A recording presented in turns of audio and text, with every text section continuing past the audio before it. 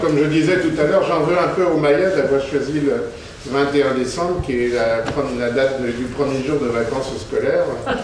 Tout le monde a dû partir, mais merci quand même d'être là. Quand même, je veux vous rassurer en vous disant qu'effectivement, le 21 décembre, la fin du monde n'aura pas lieu. Pourquoi? Parce que dans une grande partie du globe, on est déjà le 22. Ah oui. Ben oui, en Australie, déjà le 22, et à la fin de cette conférence, une grande partie de l'Asie sera le 22, donc on va survivre. Je me présente, pour ceux qui ne me connaissent pas, je m'appelle Jean-Pierre Martin, je suis physicien de formation, à la retraite maintenant, passionné d'astronomie, d'astronautique. Depuis que je suis à la retraite, je me consacre à 100% aux grandes dames de ma femme, à l'astronomie, à mon site planèteastronomie.com. Je donne des conférences, je suis membre de la SAF, Société Astronomique de France, où j'organise aussi des conférences dont vous avez le programme ici, et je fais partie de l'association Vega de la bonne ville de Plaisir, qui n'est pas loin d'ici. Alors aujourd'hui, on va parler, je prends prétexte de la prédiction, entre guillemets, des Mayas, qui indique une fin du monde, soi-disant, pour aujourd'hui, ce qui n'est pas vrai, je vais vous le prouver, pour parler de quelque chose qui est plus important que ça, c'est le calendrier. Et vous allez voir que l'histoire du calendrier, c'est assez extraordinaire. Notre calendrier.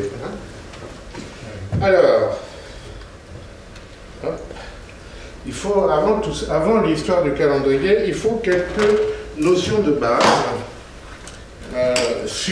d'astronomie. Bon, ça tombe bien, hein, vous êtes des passionnés d'astronomie, je suppose. Pour beaucoup, ça va être simple, hein. Pour d'autres, ils vont apprendre des choses. Alors, des choses toutes bêtes. La Terre tourne autour du Soleil en 1 an. C'est la définition. D'accord?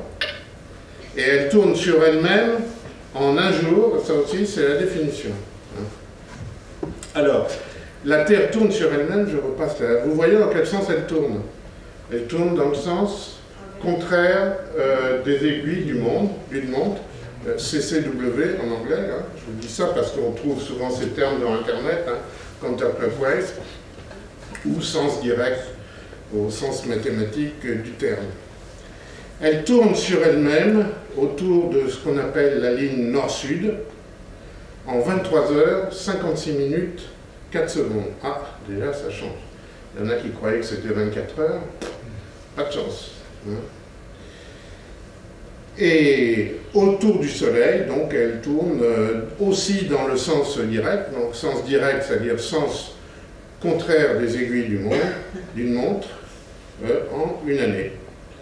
On sait que l'axe de rotation est incliné sur l'orbite, la Terre tourne autour du Soleil, mais son axe de rotation est incliné de 23 degrés.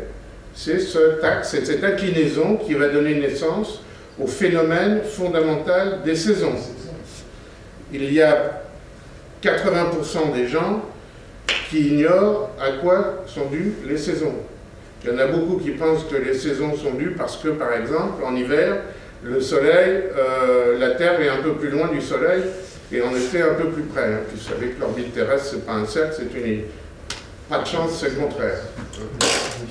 Alors, voilà l'explication des saisons. Comme la Terre est inclinée sur son axe, eh bien, vous voyez que les rayons du Soleil en été vont aller sur une surface beaucoup plus petite qu'en hiver, ici, donc vont chauffer beaucoup plus. On le voit sur cette petite animation, vous voyez, les rayons du Soleil. Dans l'hémisphère nord, ils vont être concentrés sur une surface un peu plus petite que dans l'hémisphère sud, due à l'inclinaison de la Terre. C'est clair, hein? Donc, la cause des saisons, c'est l'inclinaison de la Terre. Alors, cette Terre et cette orbite possèdent quelques points caractéristiques. Le solstice, qu'est-ce que ça veut dire le solstice? C'est, en latin, solstitium, arrêt du Soleil. On a l'impression que le Soleil s'arrête et puis repart. Hein? Alors, en fait, ce sont les journées les plus courtes et les plus longues. Et il se trouve que le solstice d'hiver, c'est... Le 21. C'est aujourd'hui. Hein, voilà. Alors ça, c'est le solstice. Et maintenant, deux autres points intéressants, ce sont ce qu'on appelle les équinoxes. Équinoxe, le nom est clair à comprendre. et équivalence du jour et de la nuit, il y a donc un équinoxe de printemps et un équinoxe d'automne, même durée du jour et de la nuit. Ok? Bon, alors comme vous savez que l'orbite des planètes n'est pas tout à fait circulaire, hein, M. Kepler nous a montré que c'était plutôt une ellipse, c'est-à-dire un peu un ballon de rugby, hein, alors plus ou moins déformé. Hein. Il se trouve que la vitesse de la Terre sur son orbite va légèrement changer, suivant qu'elle est au périgée ou à l'apogée, c'est-à-dire au plus près ou au plus loin du Soleil. Là, pourquoi je dis ça? C'est pour vous signaler que la durée des 4 saisons ne sont pas identiques. Hein, vous vous êtes peut-être posé la question, pourquoi c'est le 21, 22, 23, pourquoi ça c'est un peu plus long ou c'est un peu plus court? Et voilà donc les 4 saisons. Alors évidemment, la saison la plus courte c'est l'hiver, 89 jours, et la plus longue c'est l'été, 93 jours. Vous voyez, bon, il y a 4 jours de différence, c'est pas énorme, mais ça correspond à la différence, à cette ellipse de l'orbite terrestre.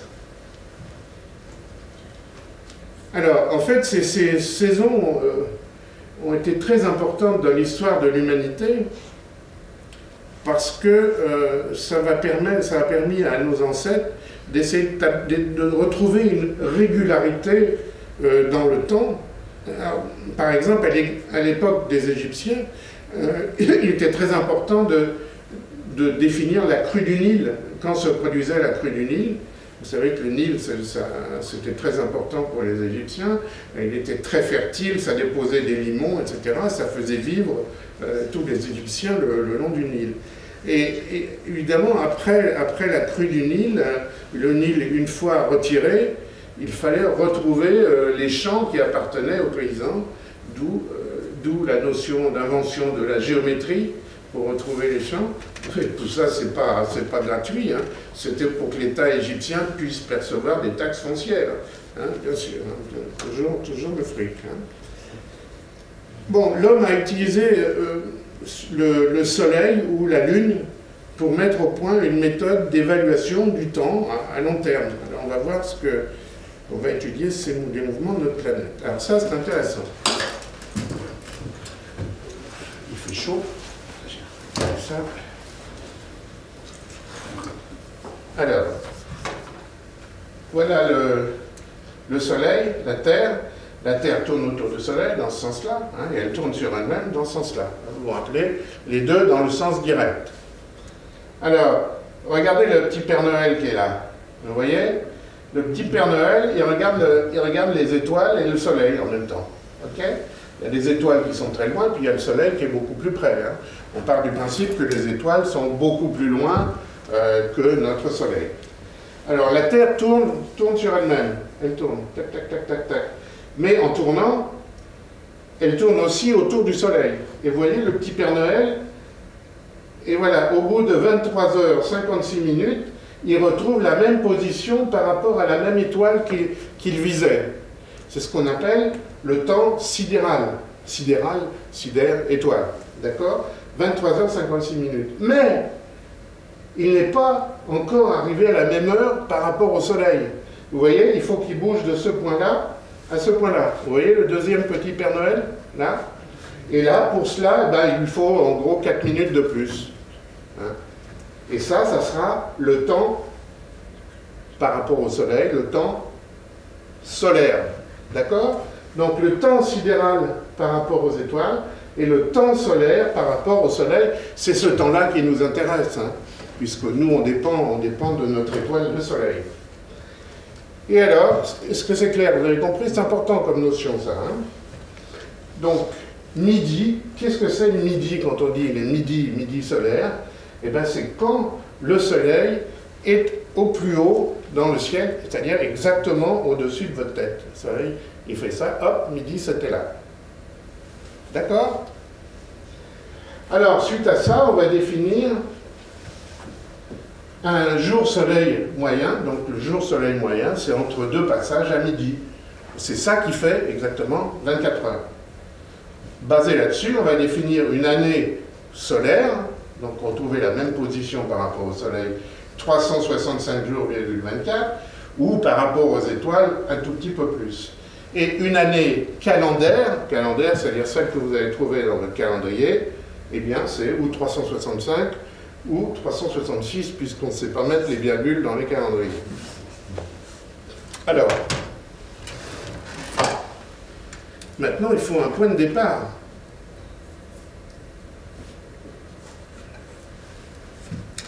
Vous vous rappelez, je vous ai dit, la Terre est inclinée sur son orbite.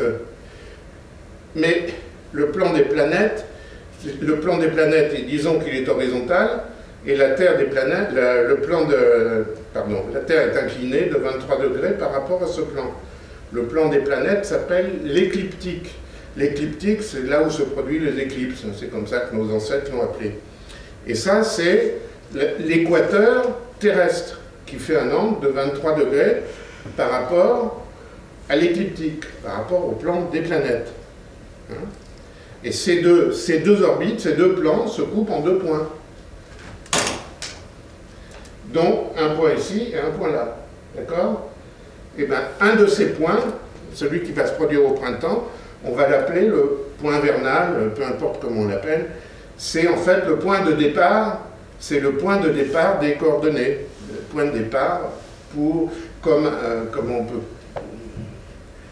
comme le méridien de Greenwich est le point de départ des latitudes et longitudes, ben, il nous faut aussi un point de départ pour ces coordonnées célestes. Alors, je continue. Je reprends le jour sidéral, 23h56, jour solaire, 24 heures, mais le jour solaire n'est pas tout à fait constant, parce que je vous rappelais, je vous ai dit, l'orbite de la Terre, c'est un peu elliptique. Et étant donné que c'est un peu elliptique, la vitesse de la Terre sur son orbite n'est pas tout à fait la même, si bien que le midi solaire, eh bien, il bouge légèrement de jour en jour. Et cette différence donc, entre le jour solaire vrai et le jour solaire moyen, eh bien, c'est ce qu'on appelle l'équation du temps. Voilà. C'est cette différence donc entre le soleil vrai et le soleil moyen. Le soleil moyen, soleil de la vie quotidienne. Et elle est décrite, alors, supposons que tous les jours, vous vouliez photographier à midi le soleil dans le ciel, pendant un an, ok, ou tous les 3 jours, tous les 4 jours, mais toujours à la même heure, ben vous voyez, ça fait une figure un peu bizarre, il n'est jamais tout à fait à la même place. C'est un 8 qu'on appelle l'analème, et cet analème, nos anciens, les Grecs, les Égyptiens, connaissaient cet analème et le figuraient souvent sur les globes, sur les cartes du ciel, etc. Voilà, vous voyez encore une très belle photo de l'analème à gauche. Hein. Et évidemment, cette position du soleil à la même heure, par exemple le midi, qu'on appelle l'analème, on peut avoir ça, cette même fonction sur d'autres planètes. Et vous voyez en bas à droite l'analème sur la planète Mars. Sur la planète Mars que vous voyez, c'est la position du Soleil tous les jours, enfin pendant une année, bon pas tous les jours, peut-être tous les 4-5 jours, pendant une année à la même heure. Voilà, ça fait pas un 8. Évidemment, ça dépend de la rotation de la planète par rapport au Soleil, de son inclinaison, etc. Bon, ça c'est juste pour s'amuser. Mais vous voyez que sur des globes terrestres, l'analème figurait aussi. Alors, en fait, cette différence de temps entre le Soleil vrai, entre le midi vrai et le midi moyen, ben, on peut en tracer la différence tout au long de l'année. Vous voyez, en fait, ça ne varie pas énormément, hein, c'est plus ou moins 15 minutes. Mais ça veut dire qu'il peut y avoir 15 minutes de différence entre le soleil que vous voyez à midi et celui que vous avez sur votre montre. Voilà, c'est ce qu'on appelle l'équation du temps. Donc c'est le temps solaire vrai moins le temps solaire moyen. Alors je vous ai dit, attention, souvent les anglo-saxons prennent le contraire, bien entendu. Hein, vous aurez la courbe inverse. l'heure solaire est aussi fonction de la longitude du lieu. Vous savez ce que c'est la longitude, hein, bien sûr, les enfants. Hein. La latitude, comme ça, et puis la longitude autour de la Terre, hein, d'accord, où vous êtes. Alors, en fait, il y a 50 minutes de différence entre Brest et Strasbourg, rien qu'en France. Hein. Alors évidemment, ce n'est pas très pratique d'ajuster sa montre. Hein. C'était le cas il y a 200 ans encore, il y a 200 ans, quand on changeait de ville, ben, on changeait d'heure sur sa montre. Hein. Ça nous paraît absurde, mais c'était comme ça, on s'adaptait à l'heure solaire. Et puis il y a eu une révolution, la révolution industrielle, c'était les chemins de fer. Alors les chemins de fer, on devait éditer des horaires. Et il y avait des fois des horaires où le train arrivait avant d'être parti.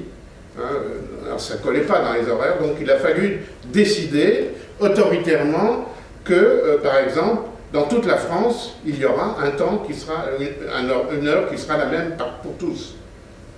C'est ce qu'on appelle le temps civil ou le temps légal. Et ça va se produire dans chaque pays. Et en fait, c'est même pire, puisque maintenant, avec l'Europe, on a, je crois, la même heure de Brest jusqu'à la Pologne, jusqu'à l'extrémité de la Pologne, ça doit être le même fuseau horaire, enfin la même heure, pas le même fuseau horaire, mais la même heure. Hein. Alors il faut bien un point de départ, et le point de départ, c'est le méridien de Greenwich, hein, qu'on a visité, méridien de Greenwich. On a décidé à la conférence de Washington en 1884 d'abandonner le méridien de Paris. Et là, nos amis anglais se sont vraiment moqués de nous, parce qu'ils nous avaient promis d'adopter le système métrique si nous, on adoptait le méridien de Greenwich. On a adopté le méridien de Greenwich et ils n'ont pas adopté le système métrique. Depuis ce jour-là, la perfide Albion mérite bien son adjectif. Bon, enfin bref, c'est du passé. Le temps de ce méridien, c'est ce qu'on appelle le TU, temps universel, anciennement GMT, Greenwich Mean Time. Hein. Voilà donc les fuseaux horaires. Alors, ce qui est très intéressant avec les fuseaux horaires et la longitude, c'est que c'est à la fois la position sur le globe, la position géographique sur le globe, et aussi la position dans l'espace. Puisque 24 heures, ça fait 360 degrés hein, sur la sphère. Donc 15 degrés, c'est 1 heure. Hein, 15 degrés, c'est 1 heure. 1 degré, c'est 4 minutes, etc. Donc voilà, par exemple, le méridien 0, le méridien de Greenwich. Et puis ici, il y a 15 degrés, il y a 1 heure, il y a 2 heures, il y a 3 heures, etc. Donc, parler en degrés ou parler en heures, c'est la même chose. Alors maintenant, ça se complique encore, parce qu'en France, et d'ailleurs dans tous les pays d'Europe, je crois, peut-être même, sauf l'Angleterre, peut-être, j'en suis pas sûr, suivant que c'est l'été ou l'hiver, eh bien, on rajoute 1 heure ou 2 heures à l'heure au temps universel. Donc en hiver, l'heure légale, c'est 1 heure de plus que TU, et en été, c'est 2 heures de plus. Donc actuellement, on est en hiver, on est à TU plus 1, il est 21 heures, ça veut dire qu'il est 20 heures à Greenwich. Hein, TU 20 heures. Ok? Bon, alors, ce qui nous intéresse, c'est l'heure solaire vraie. L'heure solaire vraie, ben, c'est l'heure que mesurent les cadences solaires. Hein. Alors, bon, je ne vais pas vous démontrer ça, mais il est intéressant de savoir comment on peut déduire à partir de l'heure du cadran solaire l'heure de la montre, et à partir de la montre, l'heure qu'on pourrait lire sur un cadran solaire. Ben, bon, voilà les équations, c'est pas très intéressant, c'est facile à en déduire. Bien entendu, ça va mettre en jeu l'équation du temps que je vous ai montré, hein, la longitude, puisqu'en fonction de la longitude, vous n'avez pas la même position du soleil dans le ciel. Hein. Et voilà, je vous donne un exemple. Là. Quand il est midi à sa montre à Paris, est-il midi au soleil? Alors il faut déjà que je dise à quelle date c'est, hein, à cause de l'équation du temps. Hein. Donc, supposons 14 juillet. Alors, longitude de Paris, ça fait moins 9 minutes. Équation du temps, vous allez dans la courbe que je vous ai montrée, vous avez plus 6 minutes. On est en été, donc plus 2 heures. Donc ça fait 12 heures, moins 6, moins 9, alors moins 9 minutes, moins 2 heures, 10 heures. Vous voyez, quand il est midi à Paris le 14 juillet, il est en fait 10 heures au soleil. C'est énorme, hein, la différence. Alors je vous ai mis un petit exercice, là vous amuserez. Quel jour de l'année, on dit souvent, il est midi à 14 heures. Hein? Et bien quel jour de l'année, il est vraiment midi à 14 heures. Alors pour ça, il faut évidemment que je vous donne le nom de la ville, puisque ça change en fonction de la longitude. Je suis parti de Cabourg, parce que j'aime bien Cabourg. Cabourg à longitude 0, c'est facile. Hein. Et alors, quel jour de l'année avons-nous à Cabourg, midi à 14 heures? Eh bien, comme c'est la longitude 0, c'est facile. Hein, pardon, comme c'est la longitude 0, c'est facile. Où est-ce qu'elle est ma courbe? Voilà. Et qu'on est en été, ben voilà, c'est ces endroits-là. Hein. C'est où la courbe passe par 0. Pardon. Voilà. Eh bien, c'est le 16 avril, le 14 juin et le 1er septembre. Voilà, vous avez midi à 14 heures. Alors maintenant, on va parler des calendriers. Tout ça, c'était une introduction. Le problème des calendriers, c'est qu'il n'y a pas un nombre entier de jours dans une année. Hein, 365 jours, 24. Il n'y a pas un nombre entier de lunaisons. Alors lunaison, hein, c'est la Lune qui présente la même face au bout de 28 jours à peu près. Il n'y a pas un nombre entier de lunaisons dans une année, parce que 12 lunaisons, ça fait 354 jours. Pourquoi je parle de la Lune? Parce que la Lune, c'est presque un chronomètre dans le ciel pour les anciens. Il y avait un autre, ils voyaient la Lune qui repassait tous les mois, qui était la pleine Lune, etc.